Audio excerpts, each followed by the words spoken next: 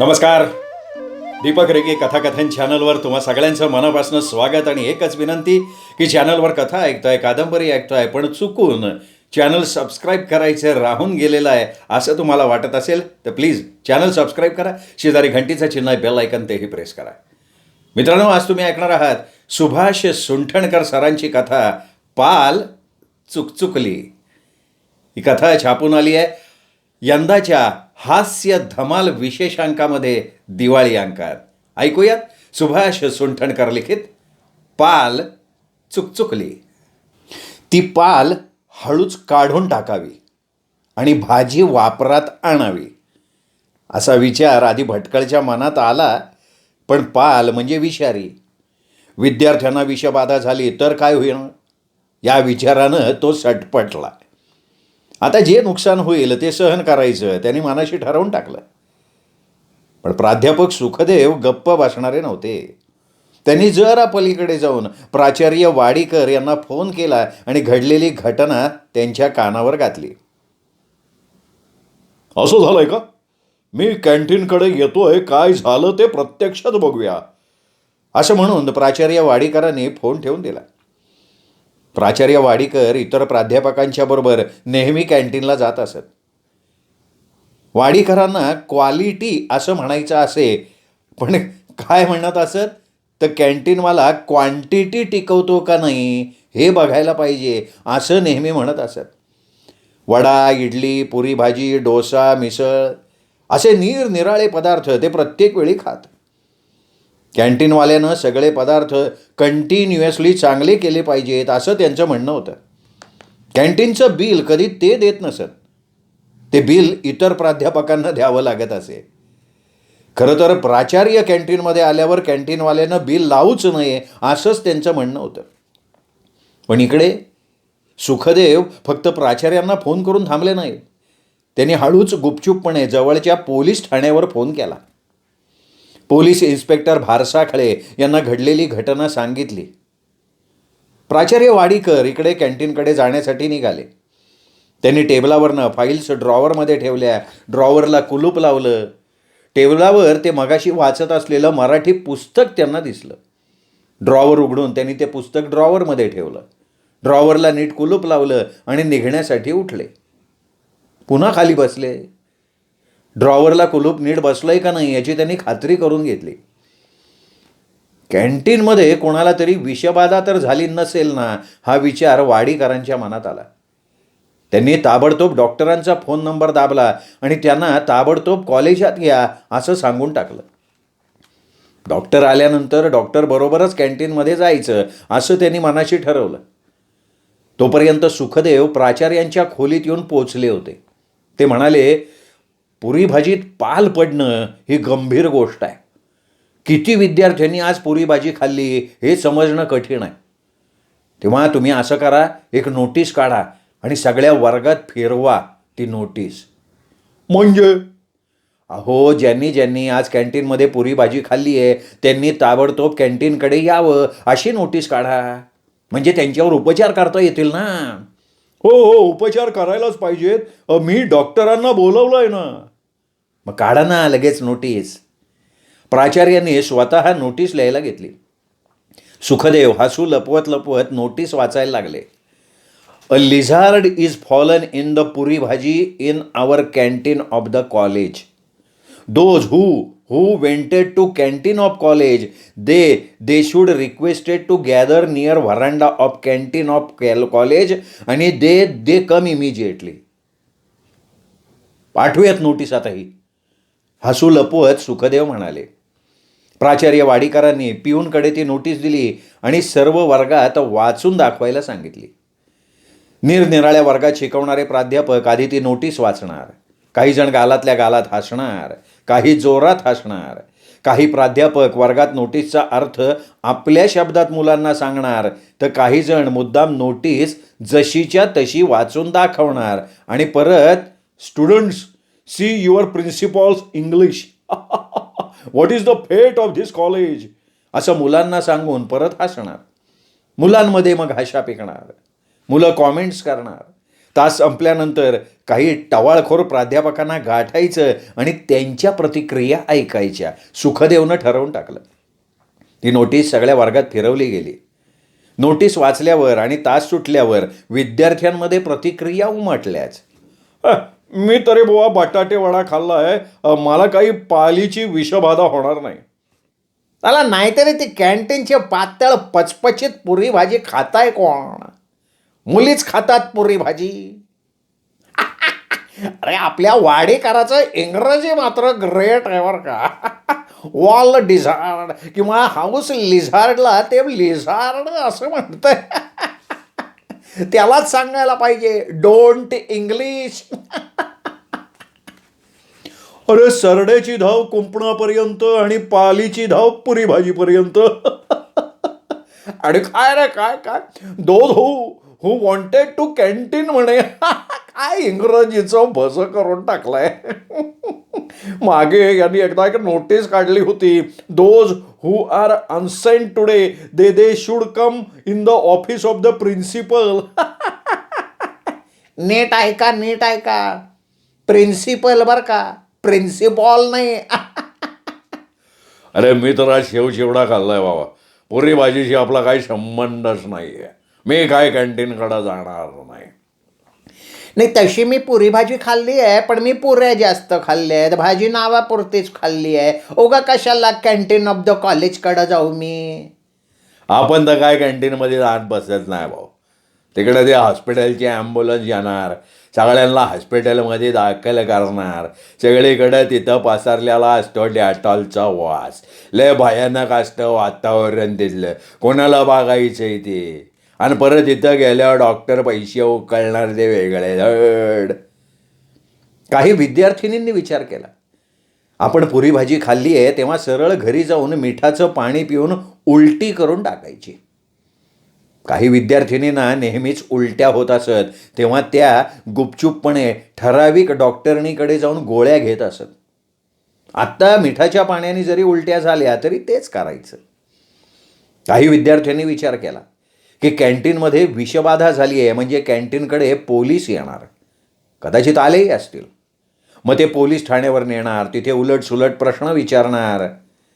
तो दमदाटीसुद्धा करणार आपल्याला. कॅन्टीनवाला काय, तो लाच देऊन सुटणार.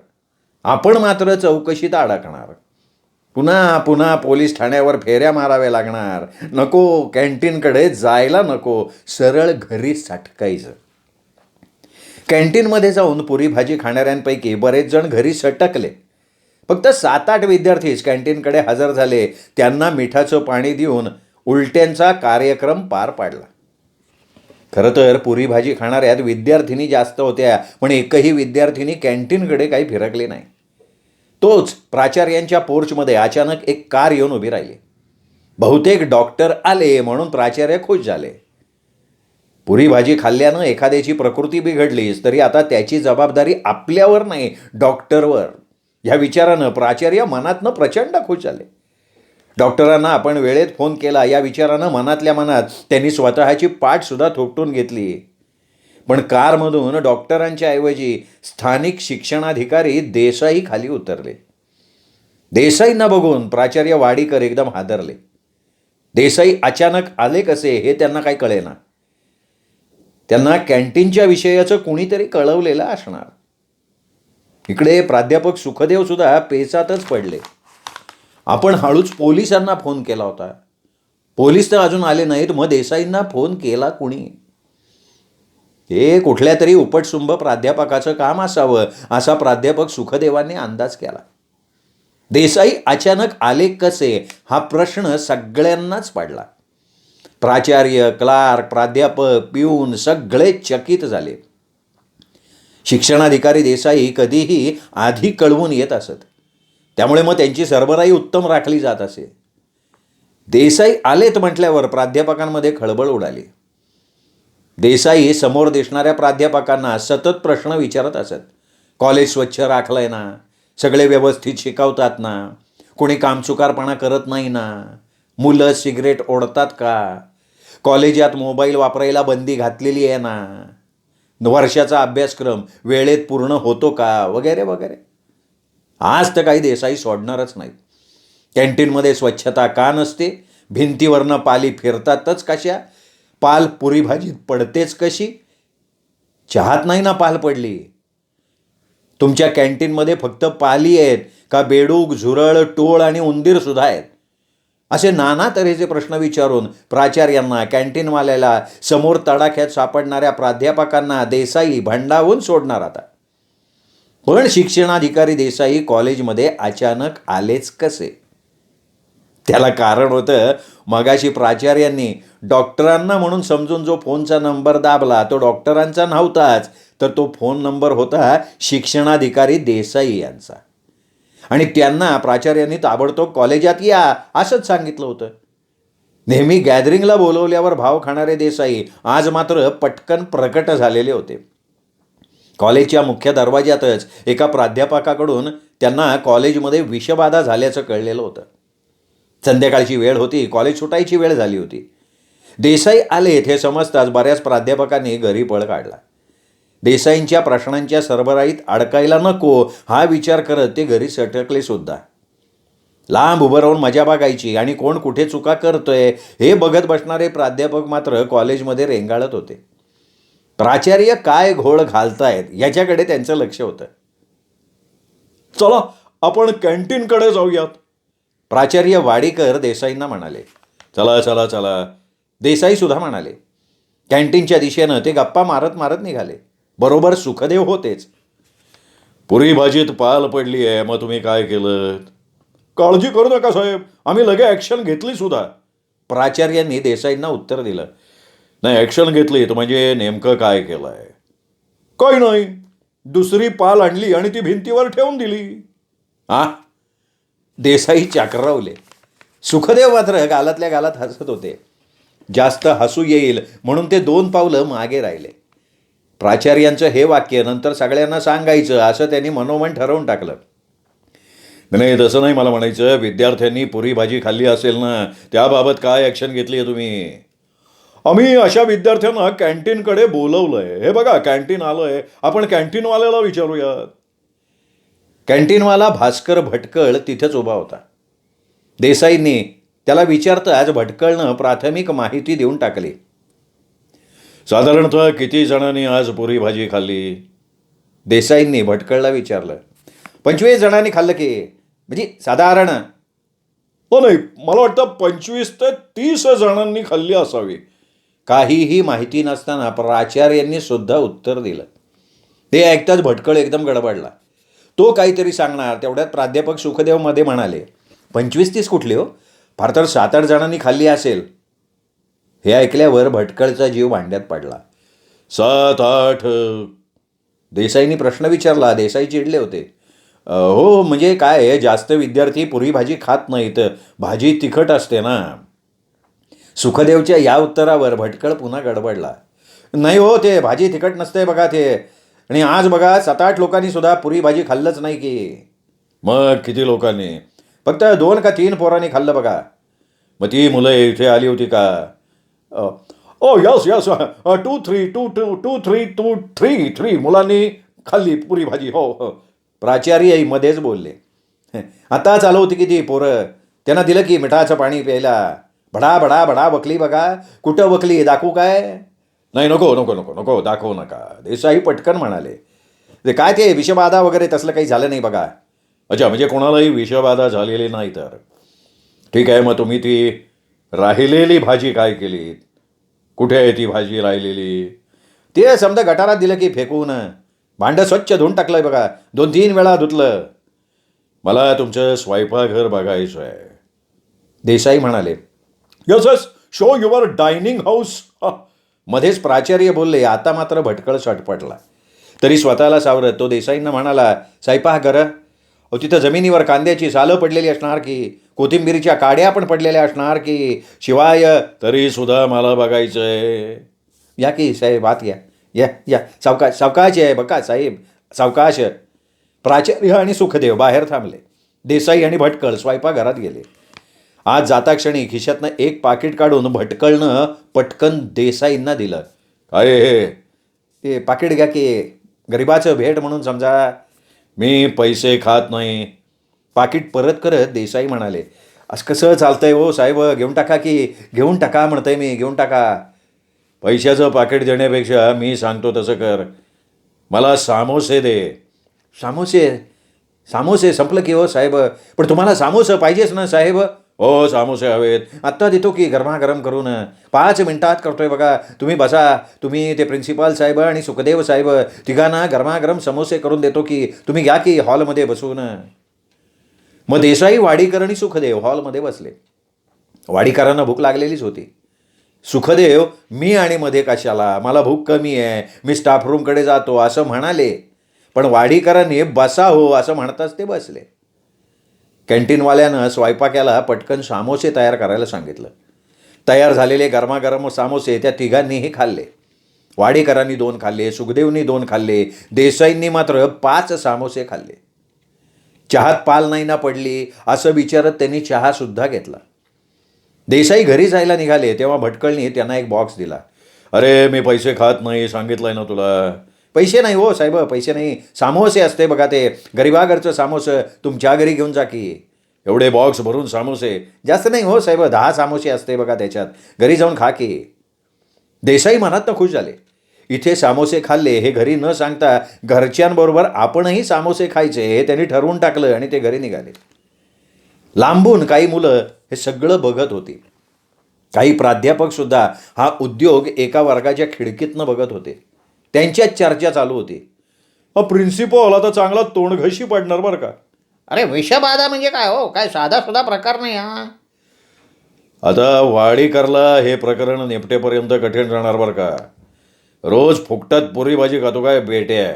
आता पाल पडलेल्या पुरी भाजीला तोंड दे म्हणावं. पण मध्येच हा एज्युकेशन डिपार्टमेंटचा देसाई या इथं कसं काय उपटला? अरे त्याला कोणीतरी फोन केला असणार. सच टाईप ऑफ वर्क करणारा एकटाच, तो म्हणजे नारद मुनी आपला सुखदेव. अरे पण तो तर आता प्रिन्सिपॉल बरोबर आहे. अहो दुसरं काय, पुढून गोड बोलायचं आणि मागून पाठीत खंजीर खुपसायचं. तो देसाई आता कॅन्टीनवाल्याला उघडा पाडणार बरं का. पण कॅन्टीनवाल्याने त्याला बॉक्स दिलाय, बॉक्स. हो तो सुटणार तो. काय रे, बॉक्समध्ये पाला मिश्रित गरमागरम पुरी भाजी तर नसेल ना? अशा प्रतिक्रिया प्राध्यापकांमध्ये सुरू राहिल्या. इकडे प्राध्यापक सुखदेव पोलीस अजून कसे आले नाहीत म्हणून वाट बघत होते. पुन्हा एकदा जरा पलीकडे जाऊन पोलिसांना फोन करावा का ह्या विचारात प्राध्यापक सुखदेव होते. प्राचार्यानं चुकून जरा पलीकडे जावं आणि फोन करावा असं त्यांना वाटून गेलं. ते हळूच पलीकडे गेले. त्यांनी खिशातनं मोबाईल बाहेर काढला. तेवढ्यात पोलिसांची जीप कॉलेजमध्ये हजर झाली. जीप सरळ कॅन्टीनकडेच आली. प्राध्यापक सुखदेवनं मोबाईल पटकन खिशात ठेवून दिला. जीपमधनं पोलीस इन्स्पेक्टर भारसाखळे आणि 4 पोलीस उतरले. प्राचार्य वाडीकर, प्राध्यापक सुखदेव आणि कॅन्टीनवाला भास्कर भटकळ तिथे होतेच. तिथे येताच भारसाखळेने कॅन्टीनवाला कोण आहे ते आधी विचारलं. मग प्रश्नांची सरबत्ती सुरू केली. कॅन्टीनमध्ये विषबाधा झाली हे खरं आहे का नाही? भारसाखळेने आता प्रश्न विचारायला सुरुवात केली होती. आता ते प्रश्न विचारत राहणार हे ओळखून प्राध्यापक सुखदेव हळूच भारसाखळींच्या मागे जाऊन उभे राहिले. नाही म्हणजे त्याचं काय झालं बरं का साहेब? You know what I am telling you know. प्राचार्य काहीतरी सांगायला जात होते पण इन्स्पेक्टरांनी त्यांचं बोलणं न ऐकता आपल्याच प्रश्नांची जोरदार सरबत्ती सुरू केली.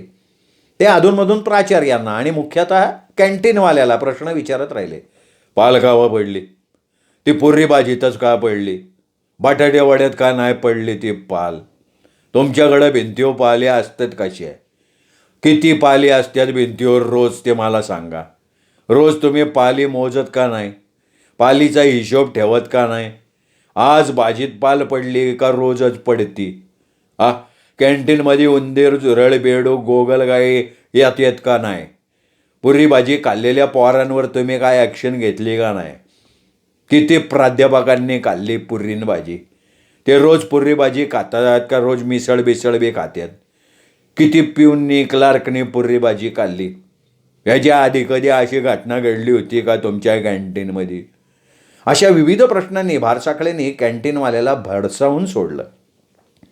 शेवटी त्यांनी भटकळला जीपमध्ये बसवलं आणि म्हणाले, चल बस जीपमध्ये, आता जीपमध्ये बस, तुला अटक करण्यात आलेली आहे. प्राचार्य, प्राध्यापक सुखदेव एकदम हादरले. भटकळचे तर पाय थरथरायला लागले. मग प्राचार्य वाडीकरांनी भारसाखळेंना विनंती केली, look look mister, food poisoning no here. कुणालाही विषबाधा झालेली नाही, तसं काही फारसं घडलेलं नाही. Please arrest not him. त्याला अटक करू नका हो. मग भारसाखळेंनी भटकळला खाली जीपमधनं उतरवलं, समोर उभं केलं. पहिल्यांदा मला सांगा, पोलीस स्टेशनात मला फोन केला कोणी? मी नाही केला हो, मी नाही केला. तुम्ही नाही केला, मग कुणी केला? मी कॉलेजातनं प्रिन्सिपॉल वाडेकर बोलतोय असं सांगणारा फोन होता, आणि तुम्ही म्हणता राव तुम्ही केलाच नाही बाई मला फोन. प्राध्यापक सुखदेवांनी मी प्रिन्सिपॉल वाडीकर बोलतोय असं म्हणून फोन केलेला होता. आता प्राचार्य काय सांगतायत ते बघूया असं म्हणून ते गंमत बघत बसले. नाही हो, खरंच मी नाही केला. अरे मग केला कोणी? प्राध्यापक सुखदेवने मनातनं सुस्कारा सोडला होता. आपल्याला भारसाखळीचा मोबाईल नंबर माहिती नव्हता, त्यामुळे आपण त्याच्या मोबाईलवर फोन केला नाही. नाहीतर आपला मोबाईलचा नंबर त्याच्या मोबाईलवर गेला असता. आपण पोलीस ठाण्याच्या लँडलाईन नंबरवर फोन केला ते बरं झालं, त्यांच्या मनात येऊन गेलं. मग इन्स्पेक्टरने भटकळला परत विचारलं, कॅन्टीन स्वच्छ असतं का? असतं का स्वच्छ तुझं कॅन्टीन? मला आतला भाग बघायचा आहे. या की साहेब, या आत या, पण सावकाश या बरं का साहेब, आत हां सावकाश. प्राचार्य आणि प्राध्यापक सुखदेव बाहेर थांबले. भारसाखळे आतमध्ये गेले. 2 पोलीसही आत गेले. कॅन्टीनवाल्या भटकळनं मगाशी द्यायचं राहिलेलं पाकिट पटकन भारसाखळेच्या समोर केलं. हे काय? गरिबाचं भेट समजा की. तू गरीब आहे वय, लाखाने कमवतो बॅटे तू. भारसाखळे जोरजोरात हसायला लागले. नाही हो साहेब, नाही ते पोटापुरतं जेमतेम मिळतंय की. घ्या की साहेब, घ्या की पाकिट. नॉनसेन्स. भारसाखळेनी पाकिट परत करून टाकलं. काय झालं काय साहेब, घे की पाकिट. पोलिसाकडे देऊ काय तुमच्या म्हणतो मी. नॉनसेन्स, पैसे खात नाही मी. भारसाखळे चिडले. अरे तू काय बेअकली का? तुला काय कळत नाही का? कळत नाही का तुला काय? हां, असं म्हणून एका पोलिसानं भटकळला जरा बाजूला नेलं आणि हळूच सांगितलं, साहेबाला ना पुरी भाजी आवडती, त्यांना पुरी भाजी दे. देतो की, आताच देतो. मग जरा थांबून विचार करून भटकळ म्हणाला, ते पुरी भाजीत पाल पडलेलं असतंय ना. मग नको रे, पुरी भाजी नको. कोणत्या पदार्थात पाल नाही पडली? बटाटे वडा आहे का? बटाटे वडा ऐके, बटाटे वडा असतंय की, देऊ काय ते साहेबाला तुमच्या. गरम गरम बटाटे वड्यान, गरम गरम आण. देतो की, आत्ता तळून देतो. एकदम गरमागरम बटाटवडं, मोठं मोठं बरं का ते. मोठेच पाहिजे. तुला सांगतो, साहेबाला आहे ना आमच्या मोठे मोठे बटाटे वडे लय आवडतात. हां. मग कॅन्टीनवाल्या भटकळनं गरमागरम बटाटे वडे बनवले. भारसाखळे आणि 4 पोलिसांनी ते बटाटे वडे चापले. प्राचार्यांनी सुद्धा पोट भरलंय हो असं म्हणत 3 बटाटे वडे खाल्ले. मला आता कशाला असं म्हणत प्राध्यापक सुखदेवसुद्धा बटाटे वडे चापण्यात सामील झाले. भटकळनं एक बटाटे वड्यानं भरलेला मोठा बॉक्स भारसाखळेला बांधून दिला. पोलिसांना एक वेगळा बॉक्स देऊन टाकला. पोलीस जीपमधनं निघून गेले. चला, फारसा गाजावाजा न होता प्रकरण निभावलं म्हणून प्राचार्य वाडीकरांनी सुस्कारा सोडला. ते घरी निघाले तेवढ्याच समोर एक पांढरी जीप टाईप कार हजर झाली. ती कार पत्रकारांची होती. पत्रकारांची कार बघितली आणि कॅन्टीनवाल्या भटकळनं झणझणीत मिसळ करायला घेतली.